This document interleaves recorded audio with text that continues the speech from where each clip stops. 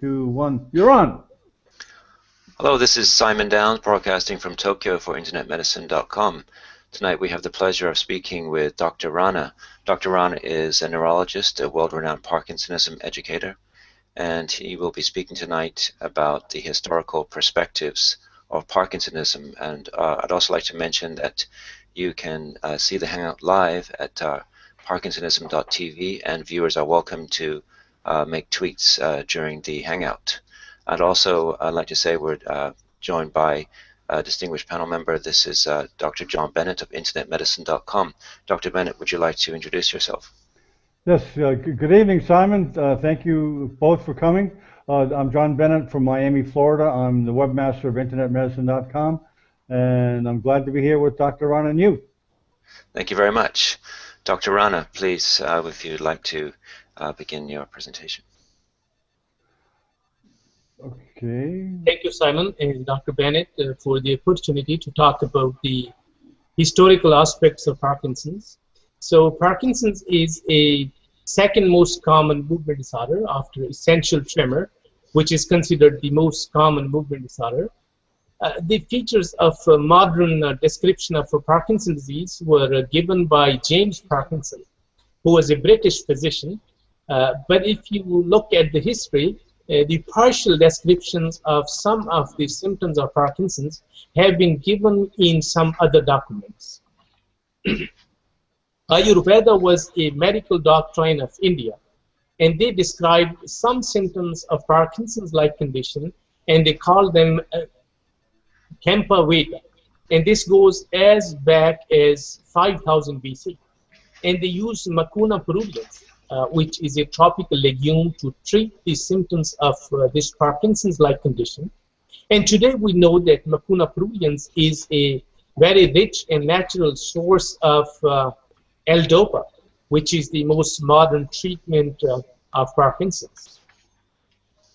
Another Egyptian text, which is from 1200 BC, it describes the king of that time. It says that the old divine has slackened his mouth, and he would cast his spittle and spit it out. So this is particularly describing the drooling, which is seen in Parkinson's disease. One of the ancient Chinese medical texts, which goes as back as 500 BC, also gives some of the symptoms like Parkinson's. Another anatomy professor from Greece, Astarotus of Chios, he gave some features of some of the symptoms of Parkinson-like condition. What he described, he says the paralysis in which a person who is walking must stop suddenly and then cannot go on. But after a while, he can walk again. So this is a very good description of freezing of gait, which we see today in most patients, and we recognize that as a symptom of Parkinson's. A Roman scholar, Aulus Cornelius Salus, he was in the time of 25 BC. He wrote 8 books of medicine, and he tried to differentiate the coarse tremor from the fine tremor. So he gave some descriptions of tremor, which we call it Parkinson's disease tremor these days. And he not only gave the description of the tremor, but he also suggested application of heat for the treatment of these tremor. Galen, who was a Greek physician, 130 AD, he wrote a book on tremor. And in his book, he gave different types of tremor, and he described a person who he reported as a wild, wide open eyes, lied in bed as a rigid, as if he was made of a wood, with tremor and constipation and psychiatric symptoms. So if you look at this statement of Galen, this describes many features of Parkinson's disease which we know today. So wide open eyes, expressionless face, or we call it facial masking. Sometimes it's referred as hypomimia. Then lied in bed as rigid as he was made of wood. It describes rigidity. And then tremor, Then he talks about constipation and psychiatric symptoms, which are very well-known symptoms of Parkinson's disease. If you look at another description, there was Arabic scholar and a physician, Ibn Sina. He wrote a book which is called Kitabul Shifa, the book of healing. He describes a resting tremor as motor unrest. So, and he also suggested a treatment with spasmolytics, which should be mixed with honey and cod oil. The statement of Leonardo Vinci in 1452 to 1519, he was an Italian scientist.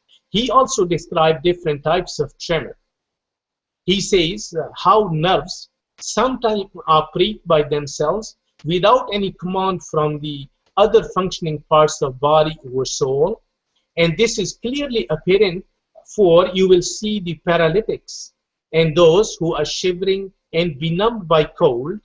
They move their trembling parts, such as their head and hands, without permission of soul, and with all its forces, soul cannot prevent them from trembling.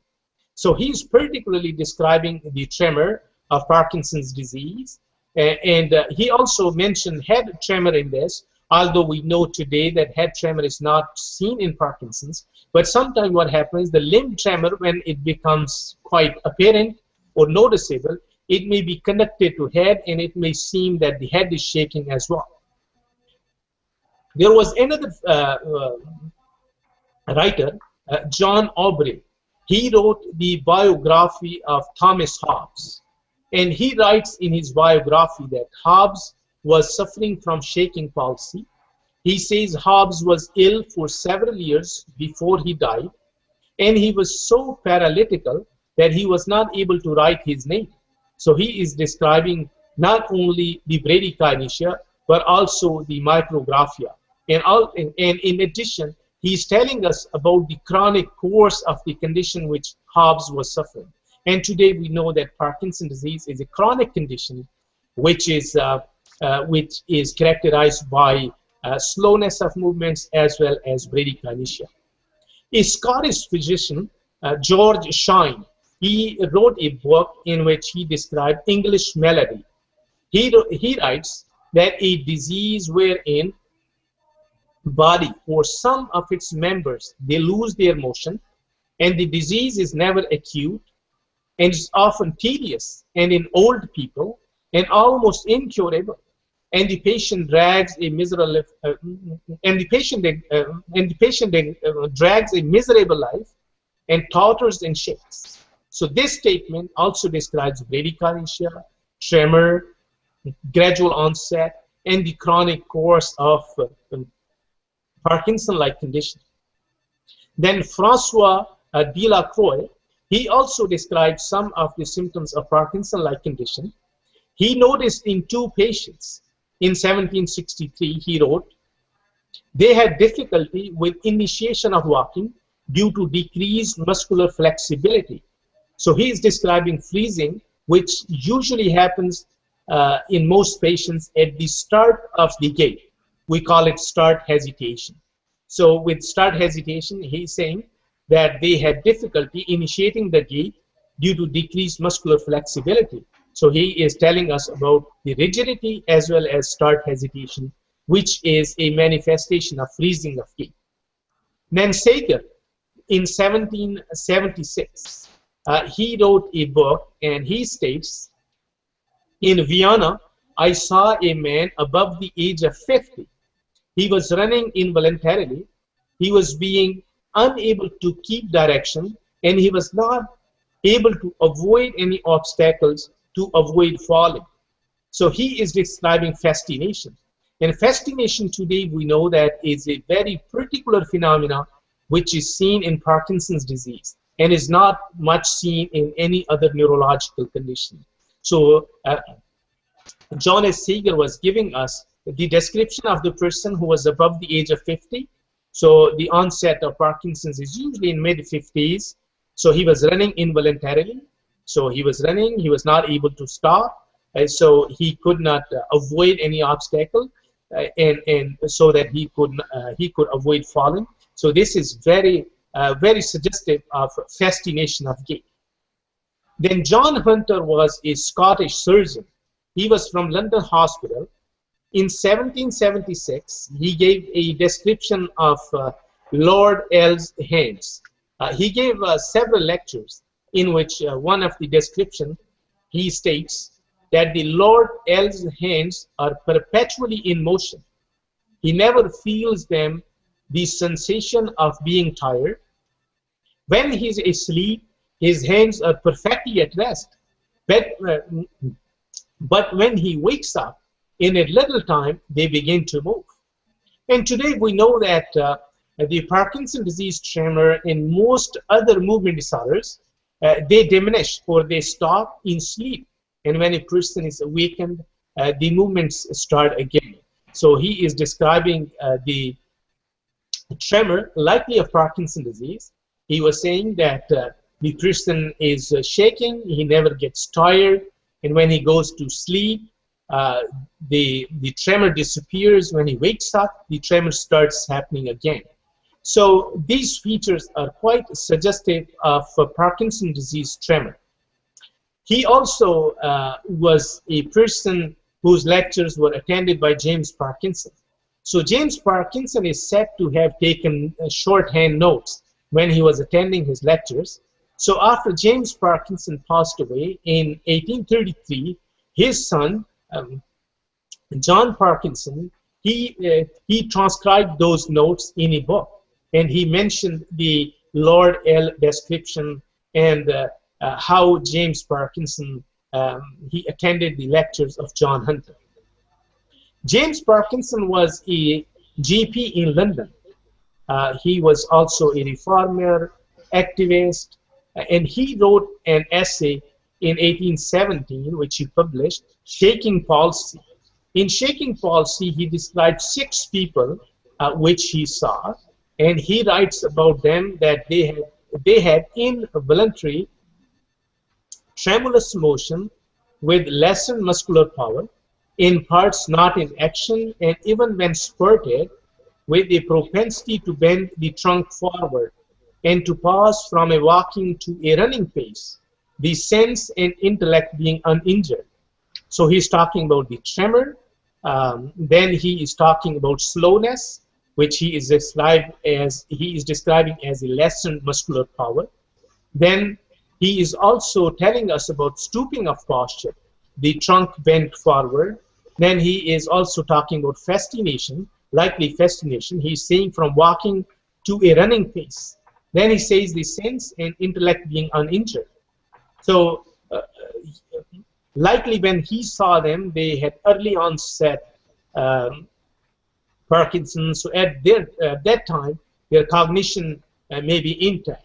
So he described those 6 people, and he published this essay.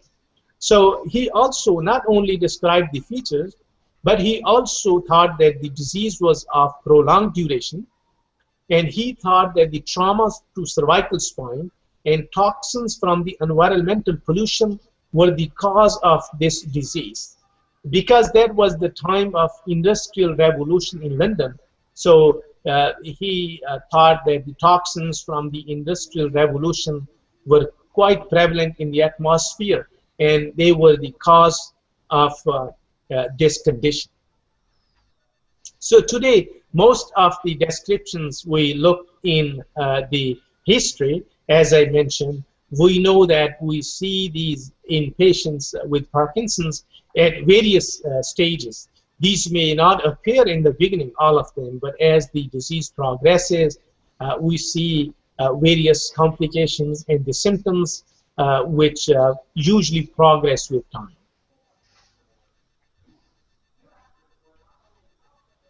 Okay, thank you very much, Dr. Rana. It's a very, very interesting history of Parkinsonism, and this is the first time I've heard this. Is very, very interesting, and it goes to what you've always been saying, that those who fight Parkinsonism with knowledge always find solutions. Mm-hmm. And I expect that is true also for patients as well as it is for clinicians. I would like to ask a question regarding what you have said, that you are an advocate for the comprehensive approach to Parkinsonism. May I ask what you mean by the comprehensive approach to Parkinsonism? Traditionally, Parkinson's disease has been understood as a motor condition because the bradykinesia is the most prominent symptom of Parkinson's, most cardinal symptom, most disabling symptom, and tremor is the most embarrassing symptom. Initially, tremor may not be as disabling because when a person uses his hands, the tremor dampens. But as disease progresses, tremor also becomes disabling, from resting tremor to patients develop action tremor. So tremor and bradykinesia are initial symptoms, and when patient comes, usually patient talks about them, and also physician is a natural response that whatever patient complains, the physicians have to address that. So physicians also address that. So because patients are not aware of non-motor symptoms of Parkinson's disease, so they don't bring in attention to the physicians. So some of the non-motor symptoms remain unaddressed, or at least in the past, they remained unaddressed. With the research and more literature available, today we know that Parkinson's disease has so many non-motor symptoms that they cause so much disability, and they not only cause patients so much negative quality of life, but they also cause the caregiver strain, and still many of non-motor symptoms remain unaddressed. So I always suggest patients to keep a diary of their symptoms, the caregiver to watch closely to the patients so that these symptoms can be addressed. So a comprehensive approach would look at motor symptoms as well as non-motor symptoms in detail, like every single system, because these symptoms are multi-systemic. Like patients have cognitive issues, issues with frontal executive dysfunction, visuospatial problems, organization. Then they have psychiatric symptoms, anxiety, agitation, mood problems, depression, psychosis, and also gastrointestinal symptoms.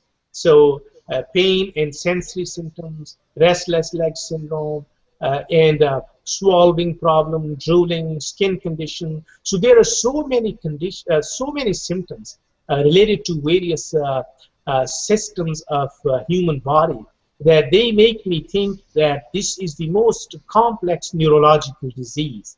And these symptoms, they do progress with time. And because there is no cure for this condition, this is a chronic condition. So in a chronic condition, addressing the quality of life of patient is very important. So the physician, the caregiver, patient, they have to work as a team. And sometimes we do need other experts, such as physiotherapists, speech therapists, occupational therapists, and in some patients, in a selected number of patients, and the brain surgery may be required, so we do need a neurosurgeon. A psychiatrist is usually needed sometime in the course of Parkinson's disease, as well as a urologist. So, so there are so many aspects of Parkinson's disease that we have to take it as a whole, the human body and the patient, not just address the motor symptoms or neurological issues, but the neurologist who is in charge of care of Parkinson's disease patient, they should be well educated and well aware, and they should have a good initiative to take a lead to address symptoms such as urinary bladder problems, although they seem that a urologist should be addressing. But first, patient will be talking to the neurologist because they are the primary care physician in this case. And then sexual dysfunction. Patients feel shy about talking these issues, but unless the physician takes a lead, it would be very difficult that the patient would bring these things in attention. And sometimes patients could attribute these symptoms to that they are just old, or they are maybe they are living alone, they are anxious, or their family members have passed away, or their relatives, so they are depressed. Or I have seen patients with frozen shoulder. They were about to see a surgeon, orthopedic surgeon. They have gone to physiotherapy, EMGs, all sorts of tests. And and along this way, in the course of these investigations, someone noticed that they were not swinging their arm, so so they should be seeing a neurologist. And I had a patient who I asked about his sense of smell.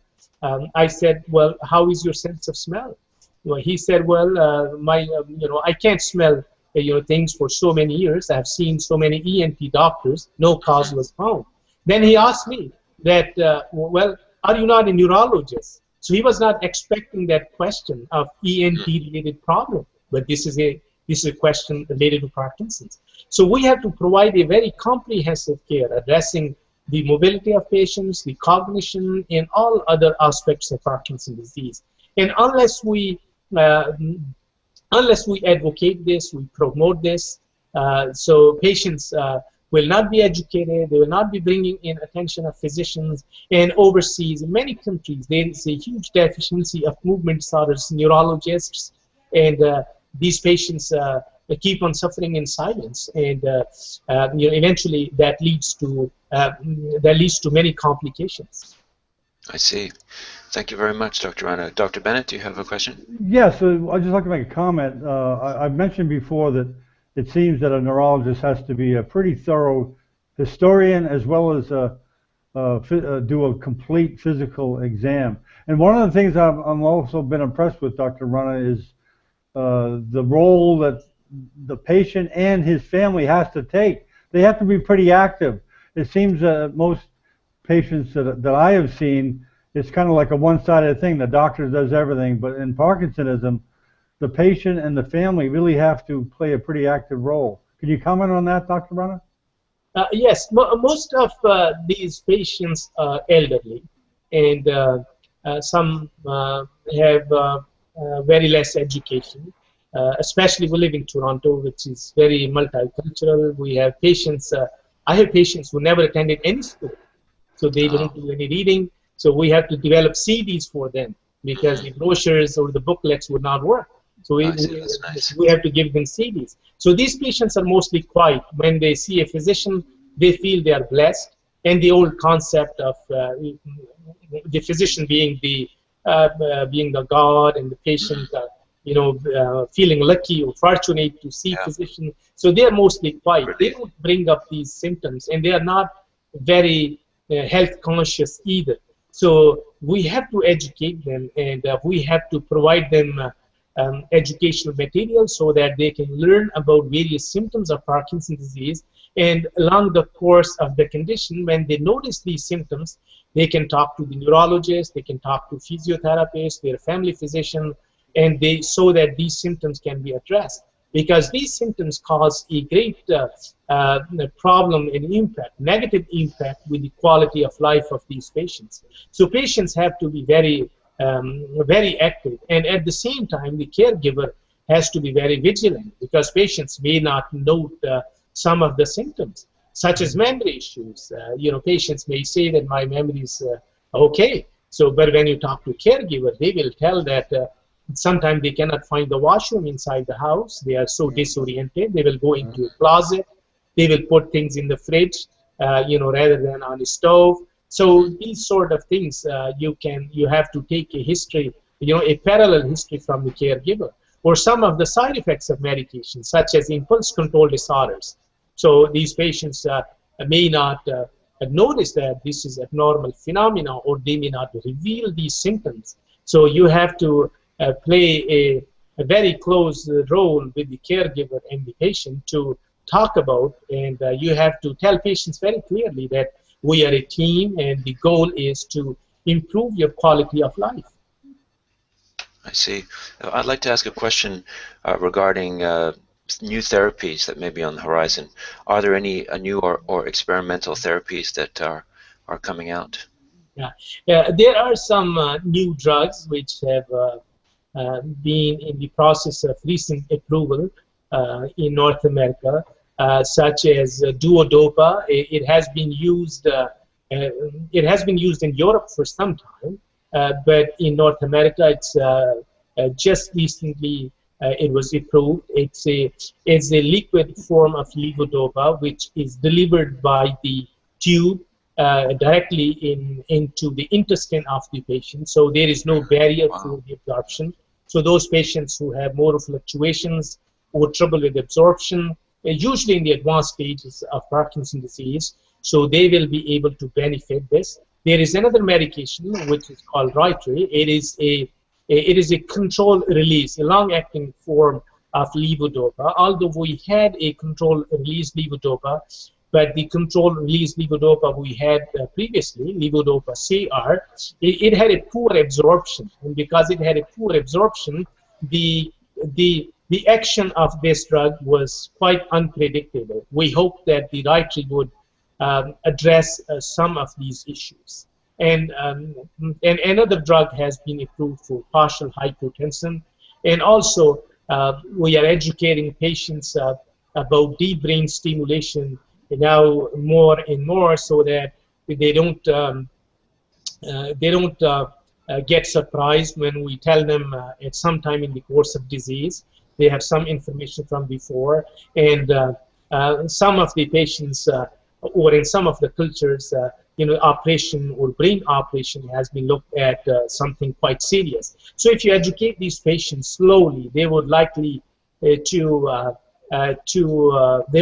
adopt to these things, and they will reflect upon these things for a longer period, and hopefully in a few years' time after the diagnosis of Parkinson's, when these patients start developing motor fluctuations, then they are somewhat more ready than you giving them a surprise talking about the surgery. So these are some of the new and latest advances in the field of Parkinson's disease. Well, one quick question, Simon. Excuse me. Is I didn't know there's two Parkinsons, James and his son. Which one is credited really with did they name it after both them or one of them or? No, James, the father, was the one who was a GP physician, okay. And he was the one who published shaking palsy, and he saw 6 patients. Actually, he used to live on a Hoxton Square, London. It is a very big square in London. So he used to go for a walk, and some people think that all these 6 patients maybe from his neighborhood, or he might have seen them as a patient, or all these or some of these 6 people may not be his patients. He might have met them, or he might have seen them walking on that long square. So James Parkinson is the one who noted the symptoms, and then he wrote shaking palsy essay. Then he is credited with the description of this disease. Okay. I see. Well, thank you so much, Dr. Rana, for this very interesting presentation on historical perspectives of Parkinsonism, and we look forward to your continuing series on educational hangouts in Parkinsonism tomorrow. There's another one at 9:30 p.m., so we're looking forward to that. So thank you very much, and thank you, Dr. Bennett, for joining us today, and Dr. Rana, thank you so much. Thank you, Simon. Thank you. Thank you. Good night. Have a good